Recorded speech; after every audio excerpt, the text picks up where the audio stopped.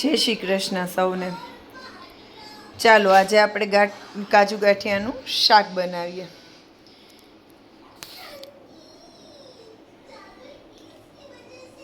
તેના માટે આપણે લીધું છે થોડું કાજુ લીધા છે, જે તમારા ટેસ્ટ અનુસાર તમે નાખી શકો.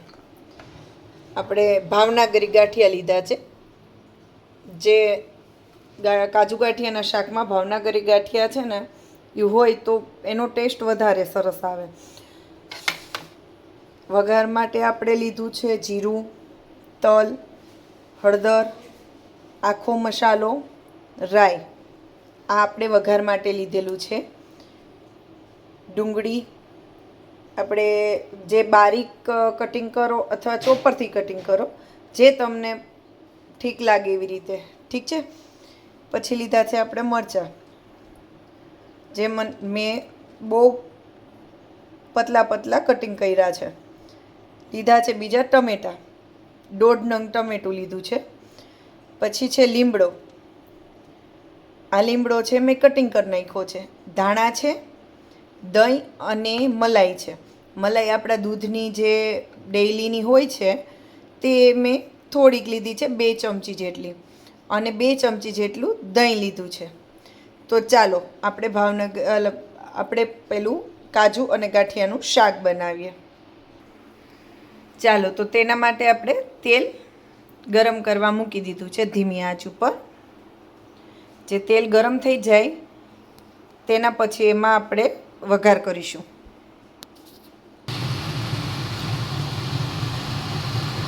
આપણું તેલ થઈ ગયું છે કે નહીં તે આપણે ચેક કરી લઈએ. ના, હંમેશા તેલ થોડુંક થવા દેજો. જ્યારે તમે તેમાં જીરું નાખો ત્યારે તમને આમ જીરું ફૂટી જવું જોઈએ, સરસ મજાનું સાતળી જવું જોઈએ, તેનો ટેસ્ટ બહુ સરસ આવશે. ચાલો, આપણે તેલ સરસ આવી ગયું છે તો તેમાં બધા આપણે મસાલા નાખી દઈએ છીએ, જે મેં તમને બતાવેલા છે. જીરું,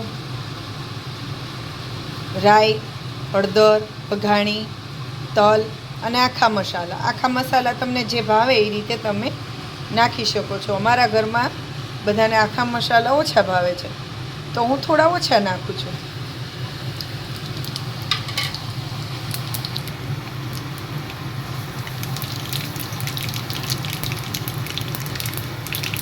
જો સરસ રીતે બધો મસાલો એકદમ સરસ રીતે બધું ફૂટી ગયું છે.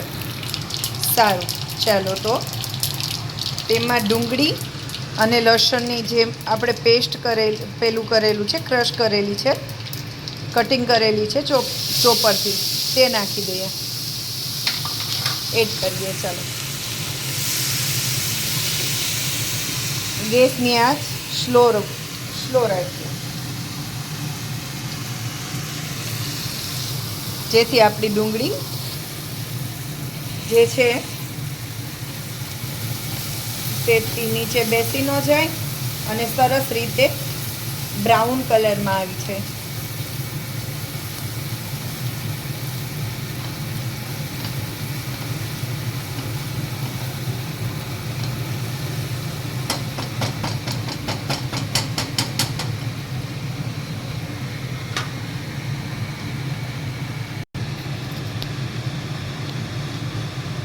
ડુંગળી ધીમા ગેસ ઉપર સાતળવા મૂકી દીધી છે. થોડી બ્રાઉન કલરની થાય એને આપણે થવા દેવાની છે. ચાલો, તો આપણે ચેક કરી લઈએ. આપણા કાંદા છે જે સરસ મજાના સતળાઈ ગયા છે, બ્રાઉન કલર ઉપર આવી ગયા છે. ઓકે, જો સરસ મજાની થઈ ગઈ છે, એકદમ સ્લો ગેસે, અને ગેસનો ફ્લેમ થોડી લો ઉપર રાખું છું.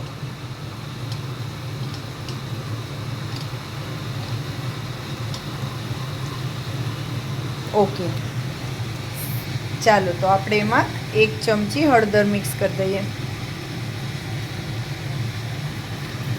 હળદરને એકદમ સરસ રીતે હલાવી લઈએ. સ્ટોપ. ચાલો, હળદર આપણે એડ કરી દીધી છે. સરસ સરસ કલર આવી ગયો છે.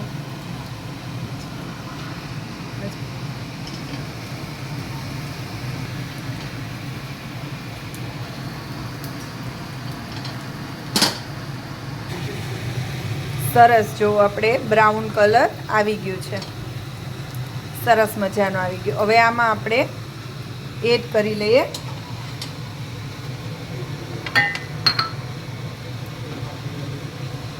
મરચાં.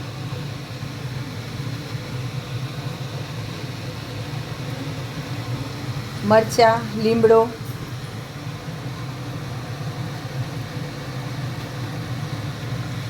સરસ રીતે આપણે હવે એમને એડ કરી લેવું જોઈએ.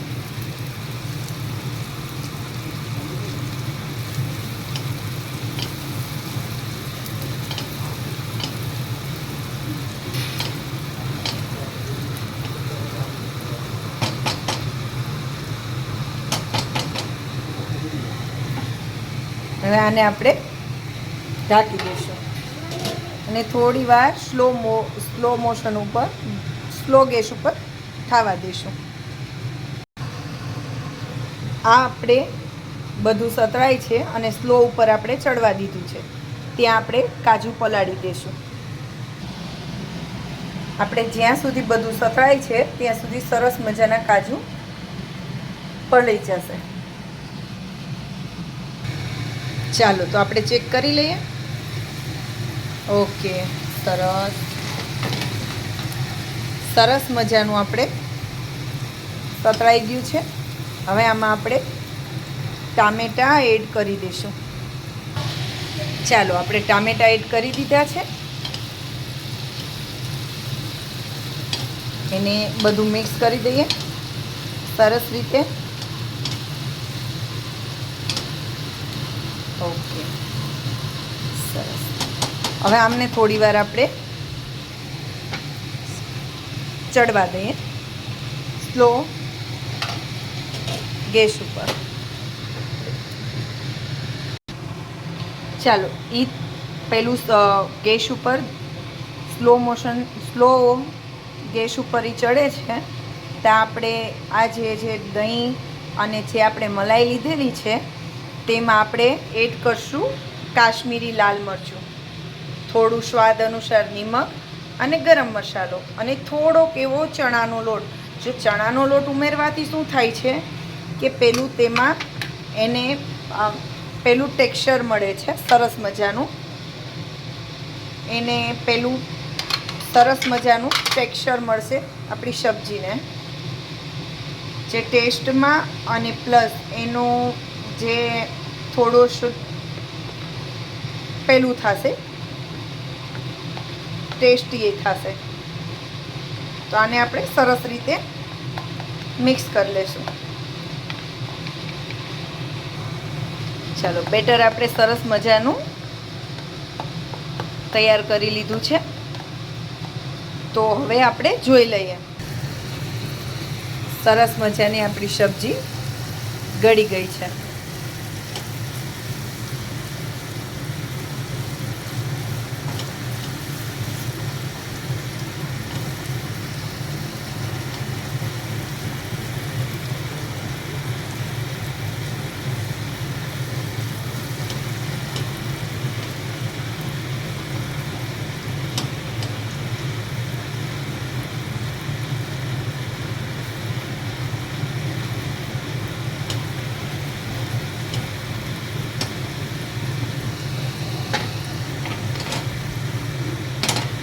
થોડી વાર આપણે એમને થવા દઈએ.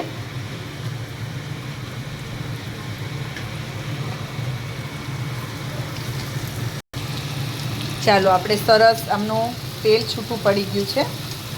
તો આપણે પેલી પેસ્ટ બનાવેલી છે તે આપણે એડ કરી દઈએ. આપણે સરસ રીતે પેસ્ટ એડ કરી દીધી છે. તો ચાલો આપણે એમને એકદમ મિક્સ કરી લઈએ. સરસ રીતે મિક્સ થઈ જાય પછી એને 5 મિનિટ માટે સ્લો ગેસ ઉપર ચડવા દેશું આપણે સરસ રીતે. અને પેલી મલાઈ એડ કરવાથી એકદમ ક્રીમી બનશે. મલાઈ ટેસ્ટને 4 ચાંદ લગાડી દઈએ. એટલે મલાઈ થોડી બની શકે તો થોડી નાખી શકો. ચાલો, આપણે બધું એકદમ મિક્સ થઈ ગયું છે. હવે આમને તેલ છૂટું પડે ત્યાં સુધી આ બધા મસાલાને આપણે પાકવા દઈશું. ચાલો, એમને આપણે ઢાંકી દીધું છે. હવે આપણે જે કાજુ લીધેલા છે, જે પલાળ્યા હતા, તેમને આપણે પાણી કાઢી લઈએ. આપણા કાજુ આપણે લઈ લીધા છે. જો પલાળ્યા હતા એટલે મસ્ત સોફ્ટ થઈ ગયા છે, એકદમ સરસ રીતે. એકદમ સરસ સોફ્ટ થઈ ગયા છે, જે આપણે સબ્જી જોડે સરસ લાગે. ચાલો આપણે ચેક કરી લઈએ. સરસ મજાનું તેલ છૂટું પડી ગયું છે. જો જોઈ શકો છો બધા, સરસ તેલ છૂટું પડી ગયું છે.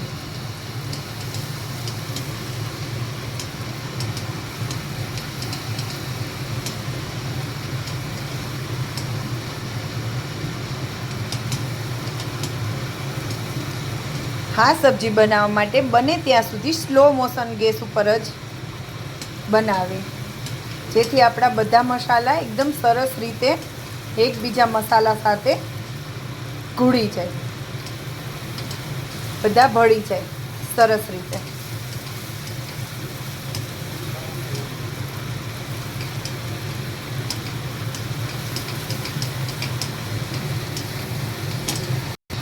ચાલો, બધા મસાલા એકદમ સરસ રીતે બધા ભળી ગયા છે, મિક્સ થઈ ગયા છે. તેલ આપણું છૂટું પડી ગયું છે. ચાલો, તો એમાં આપણે કાજુ એડ કરી દઈએ.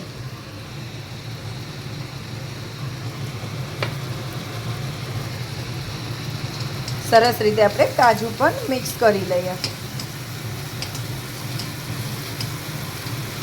થોડી વાર આપણે કાજુ સાથે એકદમ મિક્સ કરશું, જેથી એમાં ટેસ્ટ બધો મિક્સ થઈ જાય.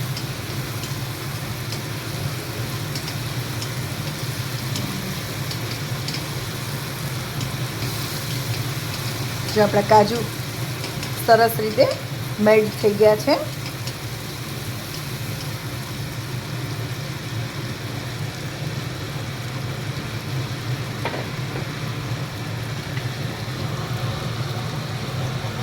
એમાં આપણે થોડા એવા ધાણા એડ કરીશું.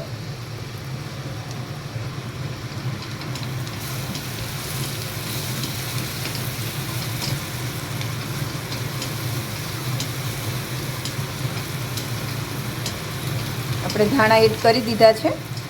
હવે થોડું આપણે એમાં પાણી એડ કરીશું.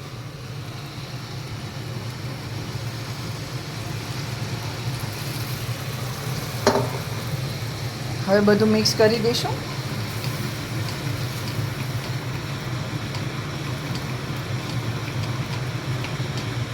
આમને આપણે થોડી વાર પાકવા દઈશું. આપણે તેલ છૂટું પડી ગયું છે. સરસ મજાનું આપણે બધું મેલ્ટ થઈ ગયું છે. એકદમ સરસ ઉકળી ગયું છે. સરસ લાગે છે. હવે ચાલો આપણે એમાં ગાંઠિયા એડ કરી દઈએ. ચાલો, એમાં આપણે ગાંઠિયા એડ કરી દીધા છે. સરસ, એમને ચાલો મિક્સ કરી દઈએ.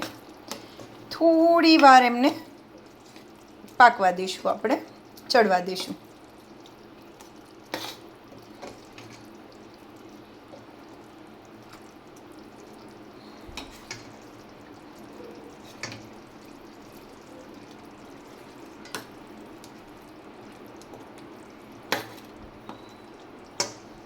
ચાલો, આપણે કાજુ ગાંઠિયાનું સબ્જી ચડી ગઈ છે, તો તેમાં આપણે થોડા ધાણા એડ કરી દઈશું.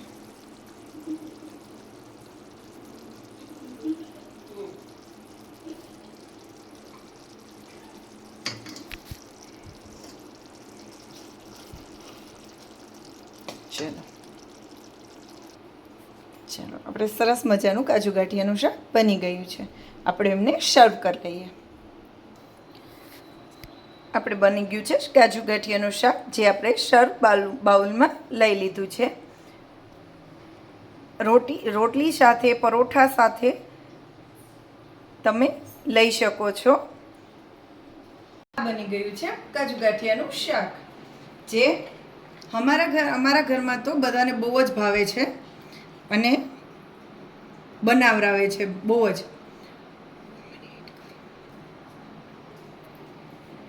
સરસ. ચાલો, આવી નવી નવી રેસીપી જોતી હોય અને નવી નવી રેસીપી શીખવી હોય તો અન્નપૂર્ણા કિચનને સબસ્ક્રાઈબ કરો. ઓકે.